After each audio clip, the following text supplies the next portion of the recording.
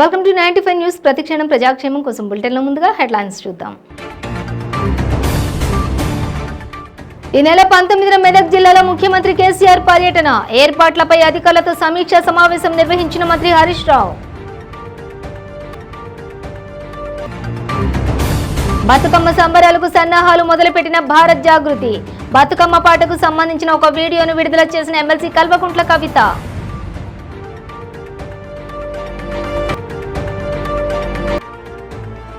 హైదరాబాద్ లో ఆబ్కారీ శాఖ అధికారులతో మంత్రి శ్రీనివాస్ గౌడ్ సమీక్ష, ఏ మద్యం దుకాణానికైనా దరఖాస్తులు స్వీకరించేందుకు సిద్ధంగా ఉన్నామని వెల్లడి. ప్రతి ఇంటిపైన జాతీయ జెండా ఎగరవేయాలని కేంద్ర మంత్రి కిషన్ రెడ్డి పిలుపు, భారతదేశం విశ్వగురువు స్థానంలో ఉండాలని ఆకాంక్ష. డీటెయిల్స్ చూస్తే ఆగస్టు 19వ తేదీన ముఖ్యమంత్రి కేసీఆర్ మెదక్ జిల్లాలో నూతన సమీకృత కలెక్టర్ భవనంతో పాటుగా ఎస్పీ ఆఫీస్ ప్రారంభించనున్న నేపథ్యంలో జరుగుతున్నటువంటి పనులను ఆర్థిక ఆరోగ్య శాఖ మంత్రి హరీష్ రావు పరిశీలించి అధికారులతో సమీక్ష సమావేశం నిర్వహించారు. ఈ సమీక్షలో ఎమ్మెల్యేలు Padma Devender Reddy, Bhupal Reddy, Kranthi Kiran, MLC Yadav Reddy, collector, SP, ఇతర ఉన్నతాధికారులు పాల్గొన్నారు.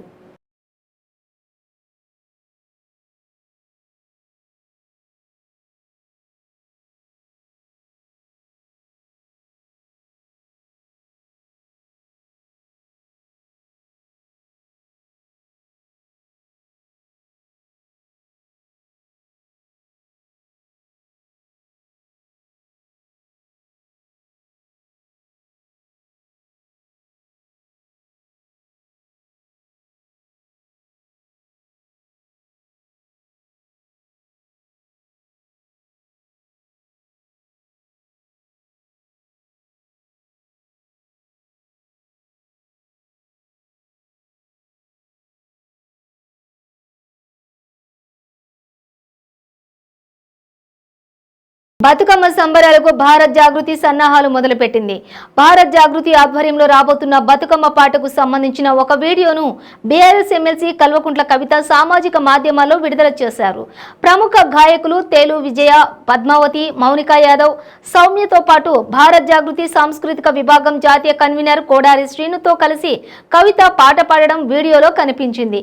భారత్ జాగృతి యాప్లో ఇప్పటికే దాదాపుగా 150 బతుకమ్మ పాటలున్నాయి. ప్రజల సహకారంతో అరుదైన, ప్రాచీన, కొత్తగా పూర్తి చేసిన బతుకమ్మ పాటలను సేకరిస్తోంది. అలాంటి పాటలను భారత్ జాగృతితో పంచుకోవడం కోసం ప్రత్యేక వాట్సాప్ నెంబర్ కూడా కేటాయించింది. 8985699999 నంబర్కి వాట్సాప్ ద్వారా ఆ పాటలను పంపించాలని కల్వకుంట్ల కవిత విజ్ఞప్తి చేశారు. అంతేకాక తమకు ఇష్టమైన బతుకమ్మ పాటలను సామాజిక మాధ్యమాల్లో భారత్ జాగృతికి ట్యాగ్ చేస్తూ పోస్టులు చేయాలని పిలుపునిచ్చారు. బతుకమ్మ పాటలు సేకరణ, రూపకల్పనలో క్రియాశీలకంగా వ్యవహరించిన భారత్ జాగృతి సాంస్కృతిక విభాగం జాతీయ కన్వీనర్ కొడారి శ్రీనును కల్వకుంట్ల కవిత అభినందించారు.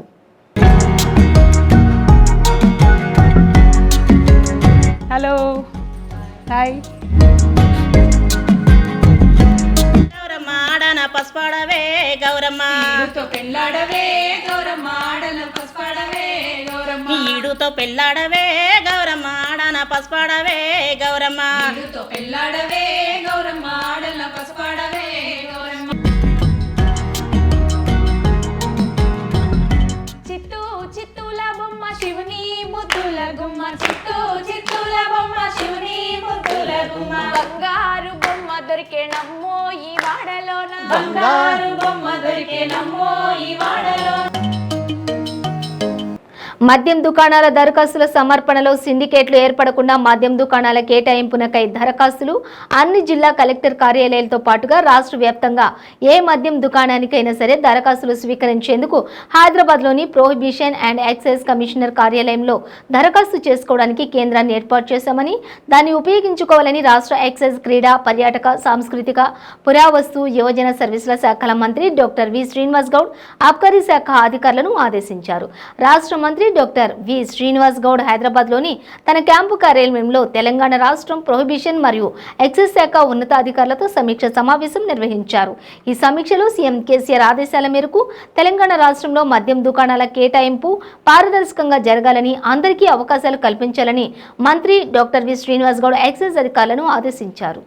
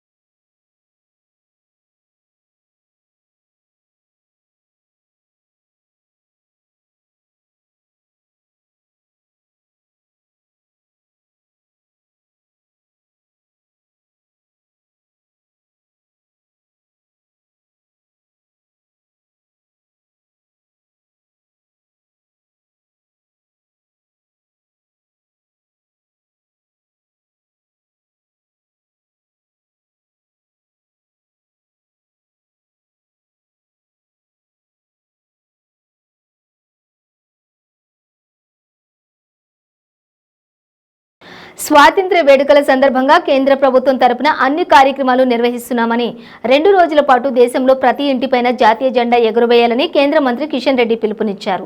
దేశంలో ప్రతి ఒక్కరూ 77వ స్వాతంత్ర్య వేడుకలలో భాగస్వాములు కావాలన్నారు. ప్రతి గ్రామంలో కూడా యువకులు తిరంగా యాత్ర, మోటార్ సైకిళ్లతోటి ర్యాలీ నిర్వహించాలన్నారు. ప్రతి మండల్లో, జిల్లా కేంద్రాలతో పాటుగా ఢిల్లీలో కూడా 77 మొక్కలు నాటాలని అన్నారు. ఈ సందర్భంగా చెట్లను నాటే కార్యక్రమాన్ని అమృతవనంగా పేరు పెట్టడం జరిగిందన్నారు. ప్రపంచంలోని భారతదేశం విశ్వ గురువు స్థానంలో ఉండాలని ఆకాంక్షించారు.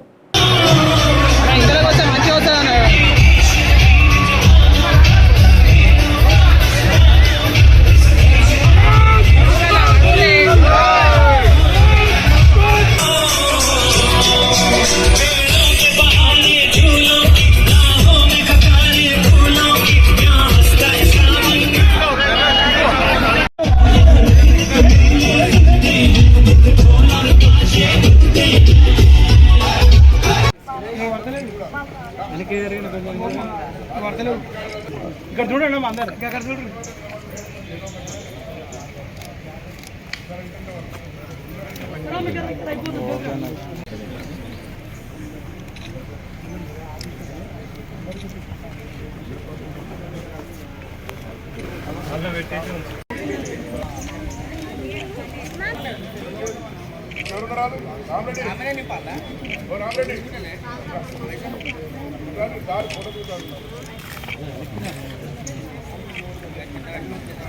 వేములవాడ పట్టణంలోని వేకువజామున దొంగలు హల్చల్ చేశారు. భగవంతరావు నగర్లోని పిల్లి శ్రీలత చిన్న కిరాణా కొట్టు నడిపిస్తూ జీవనోపాధి పొందుతూ ఉంది. సదరు మహిళ భర్త శ్రీనివాస్ ఉపాధి నిమిత్తం గల్ఫ్ వెళ్లగా చిన్న కూతురు హైదరాబాద్లోని విద్యను అభ్యసిస్తూ ఉండగా సదరు మహిళ శ్రీలత ఇంట్లో ఒంటరిగా ఉంటూ ఉంది. ఇక శ్రీలత నివాసంలోకి వేకువజామున సుమారుగా 4 గంటల సమయంలో రాడ్డుతోటి ఓ అనుమానితుడు ఇంటి ఆవరణలోకి చొరబడ్డాడు. ఏదో శబ్దమైనట్లుగా అనిపించి గృహిణి పిల్లి శ్రీలత బయటకు వచ్చింది. ఇక కాంపౌండ్ ఆవరణలో రాడ్డుతోటి దాగి ఉన్నటువంటి నిందితుడు ఒక్కసారిగా ఆమెపై రాడ్డుతో దాడికి యత్నించాడు. అప్రమత్తమైన మహిళ తీవ్రంగా ప్రతిఘటిస్తూ అరుపులు, కేకలు వేసింది. పెనుగులాటలో సదర్ దొంగ మెడలోని బంగారు చైన్ లాగేందుకు ప్రయత్నించగా పుస్తెల తాడు కింద పడిపోగా మరో 7 గ్రాముల బంగారు చైన్ మాత్రం నిందితుడు లాక్కెళ్లినట్లుగా బాధితురాలు తెలిపింది. దొంగ దాడి వ్యవహారం ఇంటి ఆవరణలో బిగించినటువంటి సీసీ కెమెరాలు దృశ్యాలు రికార్డు కావడంతో పాటుగా మహిళపై దాడులకు ప్రయత్నిస్తున్నటువంటి తీరు కూడా తీవ్ర ఆందోళన కలిగిస్తూ ఉంది. వేములవాడ పట్టణ పోలీసులు కేసు నమోదు చేసుకుని దర్యాప్తు చేస్తున్నట్లుగా తెలిపారు.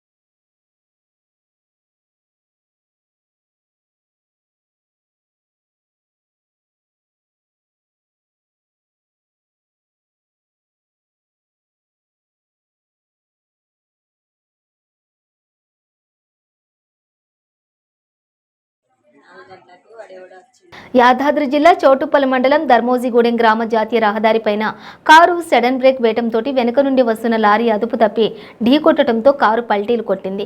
ఈ ఘటనలో కారులో ఉన్న 4గురికి స్వల్ప గాయాలయ్యాయి.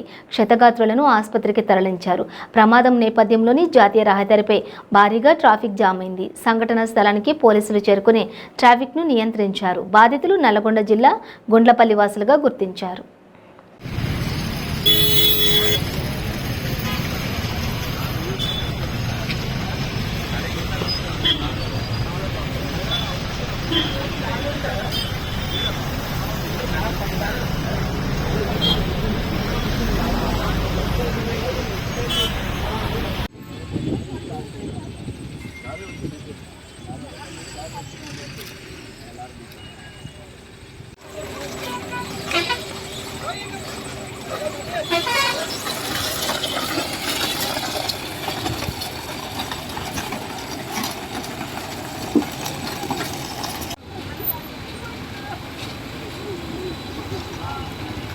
తెలుగుదేశం పార్టీ జాతీయ ప్రధాన కార్యదర్శి నారా లోకేష్ తాడికొండ నియోజకవర్గంలో అమరావతి కేంద్రాన అక్రందన పేరిట అమరావతి రైతులతో సమావేశం నిర్వహించారు.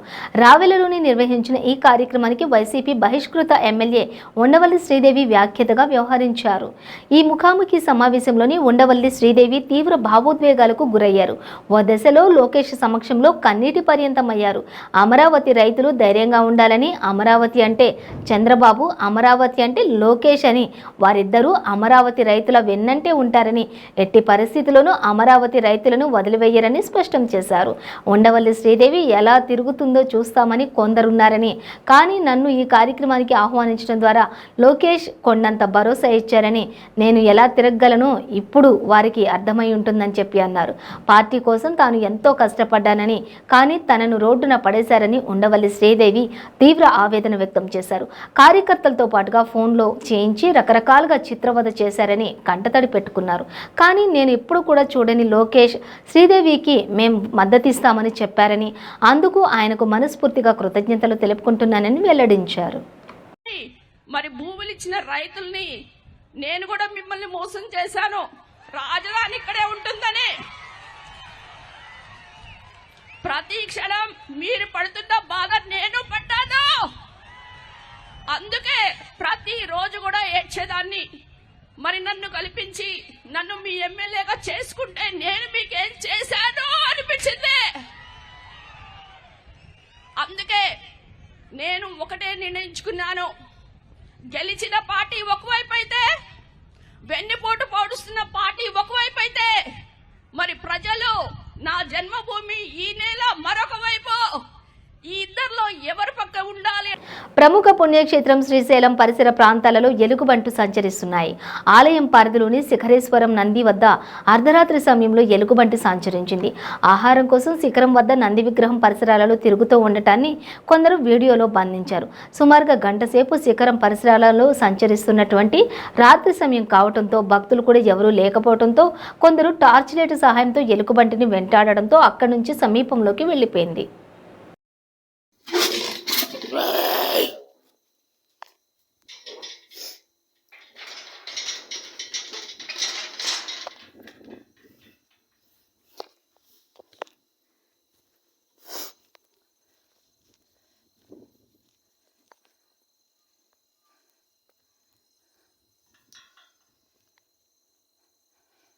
విజయవాడ గుణదలలో ఆదివారం నిరుపేద కుటుంబాలకు చెందిన కృష్ణకుమారి, నారాయణలకు జీవనోపాధి నిమిత్తం దేవినేని నెహ్రూ చారిటబుల్ ట్రస్ట్ ద్వారా 50,000 విలువ గల ఇస్త్రీ బండి, తోపుడు బండ్లను తూర్పు వైసీపీ ఇన్ఛార్జి నియోజకవర్గ దేవినేని అవినాష్ అందజేశారు. గడప గడపకు మన ప్రభుత్వం కార్యక్రమంలో వచ్చినటువంటి సమస్యల నేపథ్యంలో సమస్యలను పరిష్కరించారు.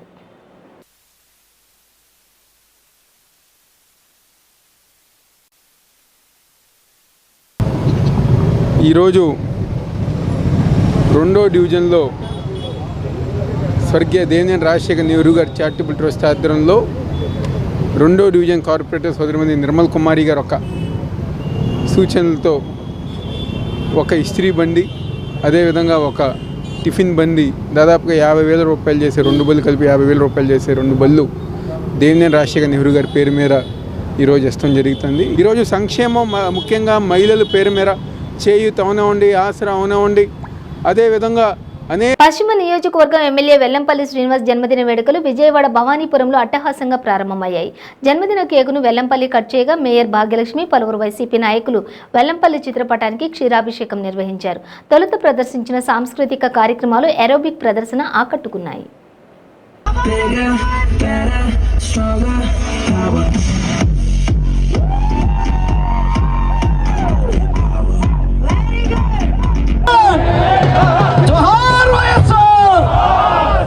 ఈరోజు 2K వాక్యం ఇచ్చేసిన అందరికీ కూడా నా హృదయపూర్వక నమస్కారాలు. ఈ కార్యక్రమానికి ముఖ్య అతిథుల కింద ఇచ్చేసిన సెంట్రల్ ఎమ్మెల్యే మల్లాది విష్ణు గారు, నగర మేయర్ గారు రాయన భాగ్యలక్ష్మి గారు, అదేవిధంగా ఎమ్మెల్సీ రూరుల్లా గారు, దేవినేని అవినాష్ గారు, మన డిప్యూటీ మేయర్స్, చైర్మన్లు, శేషు గారికి, కార్పొరేటర్స్కి, ఇక్కడ విచ్చేసిన అందరికీ కూడా ప్రతి ఒక్కరికి పేరు పేరున నమస్కారం తెలియపరచుకుంటున్నాను. చాలా సంతోషంగా ఉంది. ఈరోజు ప్రతి ఒక్కళ్ళు కూడా వాకింగ్ అనేది ఈరోజు ప్రతి ఒక్కళ్ళు ఒక భాగం అయిపోయింది. ప్రతి ఒక్కళ్ళు కూడా ఉదయం పూట వాకింగ్ చేయాలనేది ప్రతి ఒక్కళ్ళ వైద్యులు సలహాలు చెప్తున్నారు. ఆ సలహాల మేరకే ఏదైతే నా పుట్టినరోజు సందర్భంగా ఈరోజు చాలా మంది సన్నిహితులు అందరూ కలిసి ఈ 2K వాక్ ఏర్పాటు చేసినందుకు పేరున్న వారందరికీ కూడా నా నమస్కారం తెలియపరుచుకుంటాను.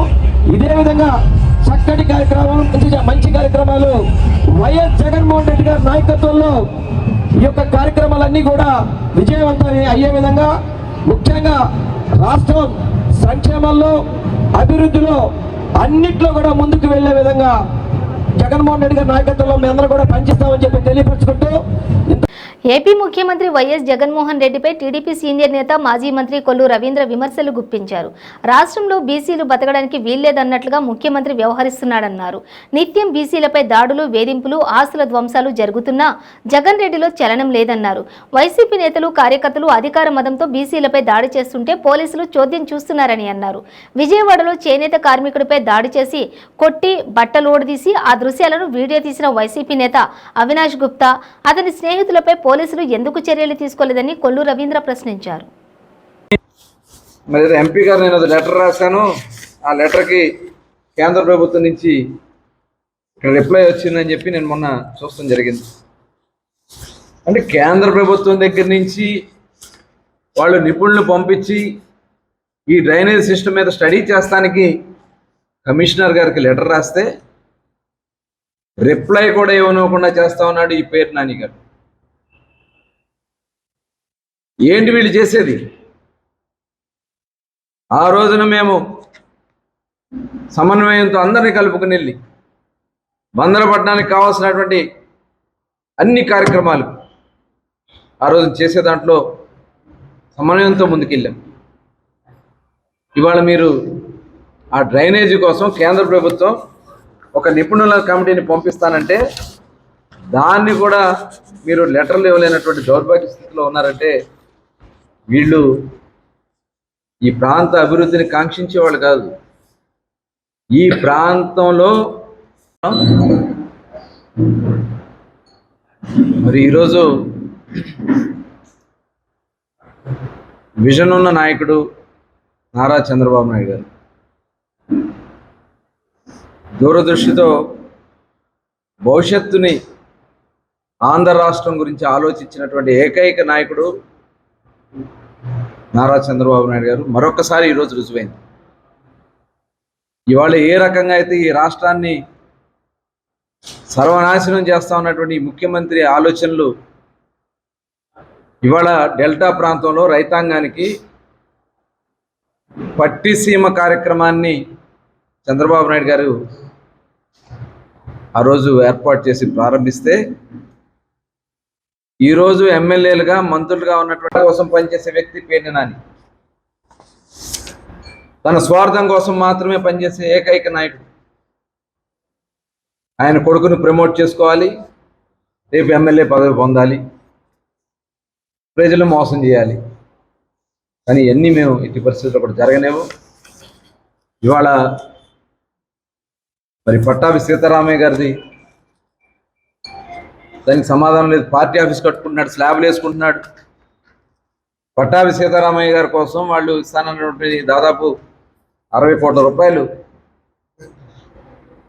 ఆంధ్ర బ్యాంక్ నుంచి ఇలా అన్ని ప్రాంతాల్లో కూడా బందర మండలంలో పెదపట్నం దగ్గర నుంచి చూసుకుంటే సుల్తాన్ నగరం కానీ, ఇటు సీతారాంపురం కానీ, చిన్నాపురం కానీ, వాడపాలెం వరకు ఏ రైతులు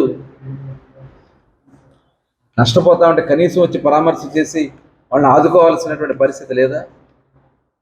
ఇంకా బందర్లో ఇవాళ నీళ్ళు రాక ఎండిపోతా ఉన్నాయి. అక్కడ ఇవాళ మనకి మచిలీపట్నం మున్సిపాలిటీ చూడండి, మచిలీపట్నం మున్సిపాలిటీ డ్రైనేజీలు సమస్య ఆ రోజు మేము 100 కోట్లు శాంక్షన్ చేయించాం. అట్లాగే సివరేజ్ ప్లాంట్ దాదాపు 16 కోట్లు ఎంతో దాదాపు సివరేజ్ ప్లాంట్లు 2 ప్లాంట్లు ఏర్పాటు చేయించాం. ఇవాళ వాటిని పూర్తి చేయడానికి మీకు చేత కావట్లే. ఆ రోజు ఫైనాన్స్ నుంచి 100 కోట్ల రూపాయలు శాంక్షన్ అయింది, పనులు టెండర్ అయింది, వర్క్ స్టార్ట్ చేశారు. అవి చేసుకోవట్లేదు. ఇవాళ వర్షం పడతా ఉంటే పడవలేసుకు తిరగాల్సినటువంటి పరిస్థితి వస్తూ ఉంది కోనేటి సెంటర్.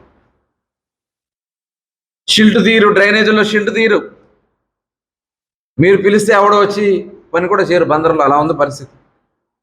మొన్న నేను గుంటూరులో ఒక క్యాంటీన్ దగ్గర టీ తాగుతూ ఉంటే అక్కడ ఉన్నటువంటి కాంట్రాక్టర్ ఎవరో తెలియదు నాకు, అతను వచ్చాడు. అయ్యా నేను బందర్లో డ్రైనేజీలు వర్క్ అయిపోయినాయి. బులెటిన్ ముగించే ముందు హెడ్లైన్స్ మరోసారి. ఈ నెల 19న మెదక్ జిల్లాలో ముఖ్యమంత్రి కేసీఆర్ పర్యటన, ఏర్పాట్లపై అధికారులతో సమీక్షా సమావేశం నిర్వహించిన మంత్రి హరీష్ రావు. బతుకమ్మ సంబరాలకు సన్నాహాలు మొదలుపెట్టిన భారత్ జాగృతి, బతుకమ్మ పాటకు సంబంధించిన ఒక వీడియోను విడుదల చేసిన ఎమ్మెల్సీ కల్వకుంట్ల కవిత.